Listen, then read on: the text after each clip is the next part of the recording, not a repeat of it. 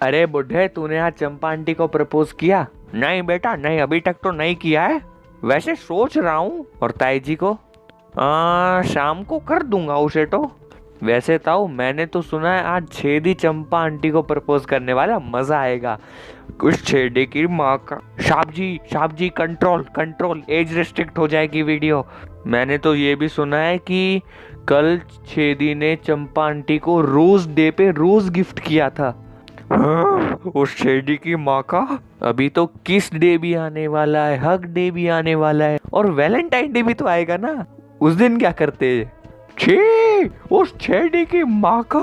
अब मेरे सर के ऊपर से पानी उतर चुका है। अरे बेटा, अपना ग्रीन क्रिमिनल और हॉकी स्टिक दे दे मेरे को। आज या तो वो रहेगा या मैं। देखता हूँ, पिट के मत आना। तेरे को लग रहा है मैं पिट के आएगा। मैं पीट के आएगा, उसको 2-3 घुसंड मार के आएगा। चल ठीक है, जा बुढ़े जा, जी ले अपनी जिंदगी। अबे ओए अमरीश पुरी की छठी कॉपी, ये सब करना बंद कर दे। एक्टर के साइड इफेक्ट्स आना शुरू हो गए तेरे को। अरे मुखिया, तू मेरे साथ चल। नहीं नहीं नहीं, मुखिया कहीं नहीं जाएगा। मुखिया चुपचाप यहीं पे बैठ। आज ताऊ अकेले छेदी से लड़ने जाएगा। हाँ, उस छेदी के बच्चे को आज छोड़ेगा नहीं मैं। छेदी तेरी। गया, ये बुढ़ा गया। चलो उससे मुझे क्या। तो गाइस, आज हम लोग अपनी मिसअंडरस्टैंडिंग का पार्ट 3 करने वाले हैं। अगर आपने इसके बाकी के पार्ट्स नहीं देखे हैं तो चैनल पर जाइए और देख लीजिए। तो चलिए आज की वीडियो शुरू करते हैं होपी पप्पू के। और जिन्हें इनका मतलब नहीं पता, उनका मतलब होता है हरियाणवी में लल्लू राम। तो चलिए शुरू करते हैं। तो गाइस, पिछली वीडियो के एंड में हमने देखा था कि सभी परमैन और बर्डमैन के पास एक कॉल आता है और दूसरी तरफ से एक आदमी बोलता है कि परमैन मेरे कब्जे में है। अगर तुम परमैन को जिंदा देखना चाहते हो तो जैसा मैं कहूँ वैसा ही करना। उसके बाद वो कॉल कट हो जाती है, जिसके बाद पाको बोलती है कि बर्डमैन ये कौन था। तभी बर्डमैन बोलते हैं पता नहीं पाको। तो उसके बाद हम लोग देखते हैं कि बर्डमैन बोलते हैं कोई भी ऐसे ही हम सब के बैचेस पे एक साथ कॉल नहीं कर सकता है, ये पॉसिबल ही नहीं है। और अगर जो ऐसा करता है, या तो उसके पास काफी सारी पावर्स होती हैं, या उसके पास एक बहुत ही बड़ा हैक सिस्टम होता है जिससे वो हमारे सभी के बैचेस को हैक कर सकता है। तभी पायान बोलता है कि क्या परमैन का हेलमेट भी हैक हो गया था? मुझे तो ऐसा लग रहा है कि ये जो परमैन का हेलमेट है, इसकी ये हालत फटने की वजह से ही हुई है। तभी बर्डमैन बोलते कि शायद तुम सही कह रहे हो पायान। तो उसके बाद हम लोग देखते हैं कि बर्डमैन उस टूटे फूटे हेलमेट को उठाते हैं और अपने साथ बर्ड प्लेनेट ले जाते हैं। दूसरी तरफ सभी परमैन्स अभी पृथ्वी पर ही रुकने का फैसला करते हैं। एक तरफ बर्डमैन उस हेलमेट के फटने की वजह जान रहे होते हैं, और दूसरी तरफ सभी परमैन्स आइलैंड के आसपास और समुंदर के नीचे सब जगह चेक कर रहे होते हैं, लेकिन उन्हें परमैन कहीं पर नहीं मिलता है। उसके बाद जब बर्डमैन को उसके फटने की वजह पता चलती है, वो काफ़ी ज़्यादा हैरान हो जाते हैं। और उसके बाद वो सभी परमैन्स को कॉल करके बताते हैं कि बच्चों, मुझे पता चला है कि परमैन का हेलमेट ब्लास्ट क्यों हुआ था। तभी बर्डमैन बताते कि उसका हेलमेट इसीलिए फटा था क्योंकि परमैन ने खुद अपने हेलमेट को सेल्फ डिस्ट्रक्ट पे डाला था। तभी सभी परमैन्स पूछते ये सेल्फ डिस्ट्रक्ट क्या होता है। तभी बर्डमैन बोलता है कि ये एक सेटिंग है जिसके बारे में मैंने तुम्हें नहीं बताया, मैंने सिर्फ मिक्सुओ को बताया था। अगर तुम्हारा सेट किसी गलत हाथों में पड़ जाए तो तुम इस टेक्नोलॉजी की हेल्प से परमैन सेट को एक झटके में डिस्ट्रॉय कर सकते हो। तभी पाको बोलती है परमैन ने ऐसा क्यों किया होगा। तभी बर्डमैन बोलता है कि शायद कोई उससे उसका परमैन सेट छीनने आया था। तभी परमैन ने शायद अपना सेल्फ डिस्ट्रक्ट ऑन कर दिया और हेलमेट को दूर फेंक दिया। लेकिन फिर उसका उड़ने वाला कपड़ा साउथ पोल में क्या कर रहा था, मुझे ये समझ नहीं आ रहा पाको।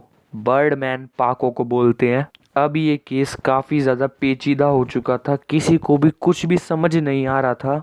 तभी एक परमैन बर्डमैन के पास भागता हुआ आता और बोलता है कि बर्डमैन बर्डमैन, जो आप सभी के पास कॉल आई थी वो इस लोकेशन से की गई थी। और जैसे ही बर्डमैन उस लोकेशन को देखते हैं वो काफी ज्यादा हैरान हो जाते हैं।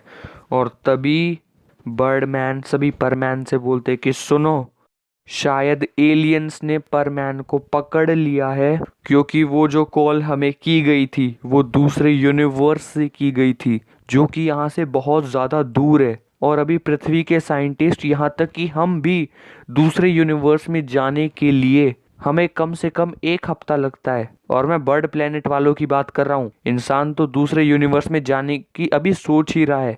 तो इसका तो एक ही मतलब है कि शायद एलियंस पृथ्वी पर आए थे और परमैन उनसे लड़ता लड़ता हार गया और वो एलियंस परमैन को अपने साथ ले गए। तभी पायान बोलता है कि लेकिन उस एलियन की आवाज तो बिल्कुल इंसानों जैसी ही थी। तभी बर्डमैन बोलता है कि यही तो मेरी भी समझ में नहीं आ रहा है, और उनके पास तो एलियन टेक्नोलॉजी भी होगी। हमारे पास इतने हाईटेक मिसाइल्स और हाईटेक वेपन्स या हाईटेक हथियार नहीं है जिनसे हम उनका मुकाबला कर सकें। और जब मैंने सेल्फ डिस्ट्रक्ट काउंटडाउन को भी मैं चेक कर रहा था तो मुझे पता चला कि सेल्फ डिस्ट्रक्ट से परमानेंट सेट नहीं फटा है बच्चों, उस पर कोई तेज लेजर बीम आकर लगी है, जिसके बाद वो हेलमेट फट गया। अब मुझे सब कुछ समझ आ गया कि परमैन के साथ क्या हुआ होगा। परमैन जापान से दूर जा रहा था, तभी उसे रास्ते में एक स्पेसशिप दिखी। तभी वो एलियंस से लड़ने लगा, लेकिन एलियंस काफी ज्यादा पावरफुल थे और उनके पास काफी हाईटेक वेपन्स भी थे।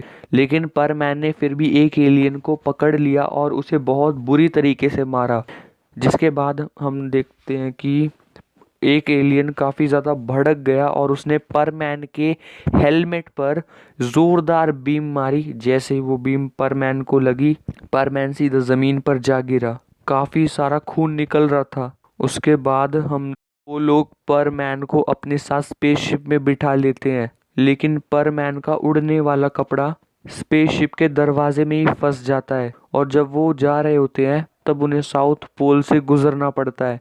तभी उनका गेट गलती से खुल जाता है, जिसकी वजह से मिक्सुओ का जो वो उड़ने वाला कपड़ा था वो वहीं पर गिर जाता है और फिर वो अपनी दुनिया में चले जाते हैं। तभी पाको बोलते कि बर्डमैन, आपको इतना सब कैसे पता? तभी बर्डमैन की भी आंखों से आंसू आने लगते हैं और बोलते हैं कि मैंने टाइम को रिवाइंड करके सब कुछ देख लिया है। परमैन की हालत बहुत खराब है पाको, हमें उसे जल्दी से जल्दी बचाना होगा, क्योंकि अगर हमने ऐसा नहीं किया तो परमैन नहीं बचेगा। परमैन की हालत अभी बहुत नाजुक है। तभी पाको बोलती है कि बर्डमैन, आप इतनी अजीब तरीके से क्यों बात कर रही हैं? तभी वो बोलते हैं कि बच्चों सुनो, मैंने एक लॉ तोड़ दिया है। अगर आप टाइम ट्रेवल करते हैं तो आप फ्यूचर और पास्ट की बातें प्रेजेंट टाइम वालों को नहीं बता सकते। ये करना एक कानूनी जुर्म है बर्ड प्लेनेट पर। और अब शायद मैं 1 हफ्ते तक तुम लोगों से कुछ कांटेक्ट भी नहीं कर पाऊंगा, क्योंकि मुझे 1 हफ्ते के लिए सस्पेंड कर दिया गया है। तो बच्चों, मैं तुम्हारे पास एक डिस्क भेज दूंगा, उस डिस्क में बैठकर तुम दूसरी डायमेंशन में चले जाना और परमैन को बचा लेना। जैसे ही मैं वापस बर्डमैन बनूंगा मैं तुम्हारी मदद के लिए आ जाऊंगा वहां पर। और बर्डमैन इतना ही बोल पाए थे, तभी उनकी कॉल कट हो जाती है और बर्डमैन को पूरे 7 दिन के लिए सस्पेंड कर दिया जाता है। तभी हम लोग देखते हैं कि एक डिस्क पृथ्वी में आती है और पाको के घर के आगे आके रुक जाती है। तभी पाको बोलती है कि बर्डमैन ने ये डिस्क भेज भी दी। उसके बाद हम लोग देखते हैं कि पाको, पायान, बूबी तीनों के तीनों उस स्पेसशिप में बैठ जाते हैं और फुल स्पीड से दूसरी गैलेक्सी में जाने के लिए तैयार हो जाते हैं। तभी उस स्पेसशिप के अंदर से एक आवाज आती है, हेलो, मेरा नाम मोको है, मैं स्पेसशिप का कंप्यूटर हूँ, मैं आप लोगों को दूसरी गैलेक्सी में ले जाने के लिए आया हूँ।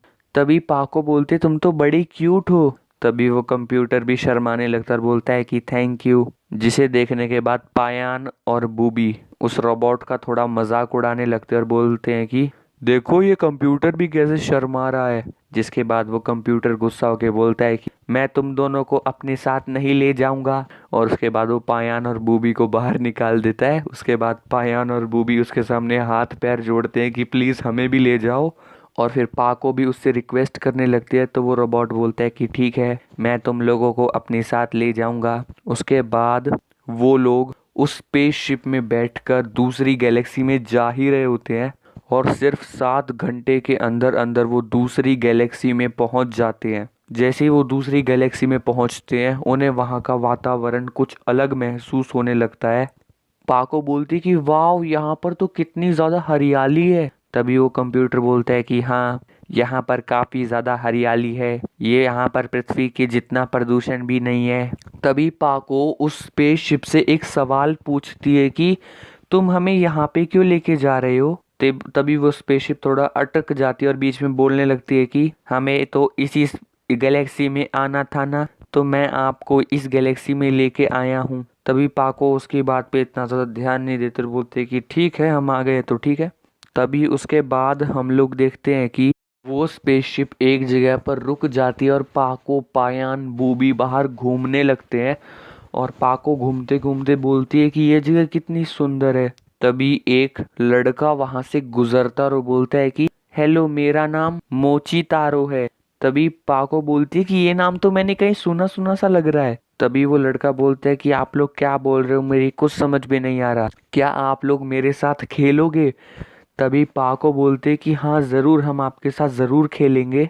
तभी पायान और बूबी बोलते कि हमें इसके साथ नहीं खेलना है। लेकिन फिर पाको उन दोनों पर गुस्सा होने लगते और बोलते कि मैं बोल रही हूँ ना, इसके साथ खेलना है तो खेलना है। उसके बाद पाको, पायान, बूबी सभी उस लड़के के साथ खेलने लगते हैं। दूसरी तरफ हम लोग देखते हैं कि बर्डमैन काफी जोर जोर से चिल्ला रहे होते हैं कुछ परमैन्स के ऊपर। वो बोलते हैं कि ना समझ कहीं के, तुम इतनी बड़ी गलती कैसे कर सकते हो। तभी सभी परमैन्स अपनी सफाई में बोलते हैं कि बर्डमैन, इसमें हम कुछ नहीं कर सकते। तभी बर्डमैन उन पर इतना ज्यादा गुस्सा हो रहे होते हैं और बोलते हैं कि एक बार मैं बर्डमैन बन गया वापस तो तुम लोगों को नहीं छोड़ूंगा। तुम्हें पता भी है, तुम्हारी इस छोटी सी लापरवाही की वजह से पाको, पायान, बूबी सभी की जान खतरे में है। क्या मतलब कोई और स्पेसशिप उन्हें अपनी गैलेक्सी में ले गई। तभी एक परमैन बोलता है कि सर, जब हम परमैन पाको, परमैन पायान और परमैन बूबी को पृथ्वी से पिकअप करने के लिए लेने गए थे, तब हमने उन्हें किसी और स्पेसशिप में बैठकर जाते हुए देखा था। हमें लगा कि आप खुद उन्हें लेने के लिए आए हैं, इसीलिए हम भी वापस आ गए। तभी बर्डमैन उन पर इतना ज्यादा चिल्ला रहे होते और बोलते हैं कि अगर उन्हें कुछ हो गया तो वो स्पेसशिप हमारी नहीं थी जिसमें पाको, पायान, बूबी बैठकर गए हैं। तभी एक परमैन बोलता है कि लेकिन बर्डमैन, वो स्पेसशिप तो काफी अजीब तरह की थी, काफी हाईटेक भी लग रही थी। तभी बर्डमैन इतना ज्यादा गुस्सा हो रहे होते और बोलते हैं कि वो हमारे दुश्मन की स्पेसशिप थी जिसमें वो तीनों बैठकर चले गए हैं और अब वो तीनों भी दुश्मन के कब्जे में आ चुके होंगे। तभी बर्डमैन अपना माथा पकड़ लेते और बोलते हैं कि उन बच्चों की जान अब खतरे में है और मैं कुछ कर भी नहीं सकता, मैं बर्डमैन भी नहीं रहा। क्या ये बात सच्ची थी? क्या बर्डमैन, पाको, पायान, बूबी, अब क्या इन चारों की जान खतरे में आ चुकी थी? आखिर दूसरी गैलेक्सी वाले एलियंस क्या चाहते थे? क्यों उन्होंने पहले परमैन, फिर पाको, फिर पायान, फिर बूबी, इन तीनों को अपने यूनिवर्स में क्यों बुलाया होगा? परमैन और पाको क्या वापस मिल पाएंगे? फिलहाल परमैन का कुछ अता पता भी नहीं है, ऊपर से पाको, पायान और बूबी को भी ये नहीं पता है कि वो कितने बड़े खतरे में है। इन सब से वो बाहर कैसे निकलेंगे, ये हम देखेंगे नेक्स्ट एपिसोड में। ए हरकट मानुस, देख क्या रहा है? सब्सक्राइब कर, हर बार बिना सब्सक्राइब किए चले जाते हो यार। तो गाइस, अब मैं भी चलता हूँ, ताऊ ने सोसाइटी में कोई लफड़ा कर दिया है भाई। अबे इस बुड्ढे ने क्या कर दिया? तेरी हिम्मत कैसे हुई चंपा को रोज डे पे रोज देने की? अरे बुड्ढे, मैं चाहे उसको रोज दूं या उसकी रोज लूं, तुझे उससे क्या मतलब है? अब तो तू गया। 5 मिनट के अंदर अंदर तू मेरे पैरों के ऊपर गिर के मुझसे माफी मांग रहा होगा। छेड़ी मेरे बेटे, तू फंस गया गलत, फिर बाद में सोचेगा पंगा लिया गलत। अबे थारा भाई जोगेंद्र के लिरिक्स चुराता है, छी, जाके नाले में डूब मर।